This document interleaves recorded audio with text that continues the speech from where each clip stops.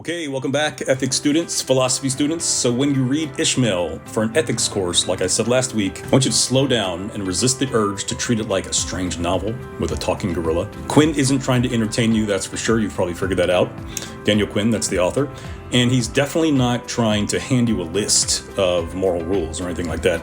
He's doing something even trickier than that, I think. He's asking why certain things already feel normal, reasonable, or unavoidable before we ever start arguing about right or wrong. So in chapters 4 through 6, Ishmael helps the narrator lay out the story our culture lives inside. Most of us know this story so well that we don't even recognize it as a story at this point. Humans lived for a long time like other animals, stuck under nature's limits. Then agriculture, which is a major development in the history of the world, changed everything. So again, remember that agriculture, extremely important development. So we settled down, built civilizations, developed technology, started making real progress. And agriculture is the thing that really helped us do this, that made it possible for us to do this. So on the surface, that sounds like a neutral history lesson. Ishmael's move is to ask what it means, which is important for a philosophy class. If the world is in chaos until humans organize it, then humans aren't just participants in life.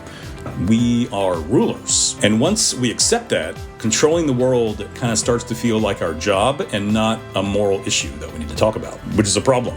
So then comes the part of the story that explains why things aren't perfect. If we were meant to rule the world and turn it into something like a paradise, why is there so much suffering and destruction at this point? So the answer we're given is pretty simple. Humans are flawed, we're greedy, short-sighted, violent.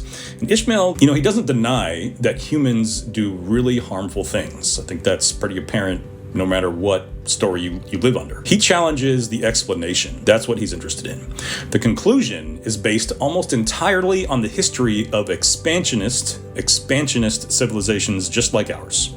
So we looked at what we've done and decided that's just what humans are like. That's what we're supposed to be like. And once you believe that, collapse starts to feel inevitable. Ethics turns into managing damage instead of changing direction, again, which is an issue, of course. So Ishmael then points out something that most of us never question. We assume there's no reliable way to know how humans ought to live. We assume that's just a mystery. That's why moral questions usually turn into endless debates or appeals to authority, religion, tradition, those kind of things.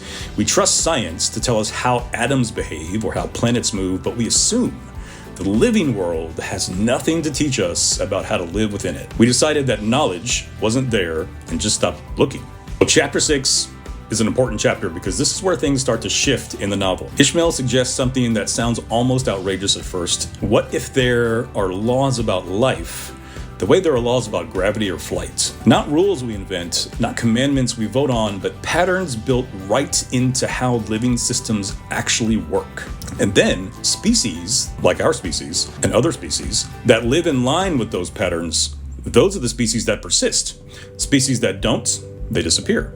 Civilizations, he argues, are no different, and a society can feel sometimes like it's soaring above the clouds, inventing amazing things, while actually being in some kind of free fall because it's not built in a way that can last. Now, the point here isn't to make you feel guilty or hopeless. That's definitely not the point. It's to change what you think ethics is about, or to give you another perspective on what ethics may be about. So Quinn isn't asking whether you're a good person. He's asking what story you are helping to live out in the world. If the story says humans are conquerors and the world is something to be subdued, then even our best intentions will keep pushing us toward control and exploitation. Ethics in Ishmael doesn't start with better answers. It starts with noticing the story you've been inside your entire life and asking whether that story is actually true.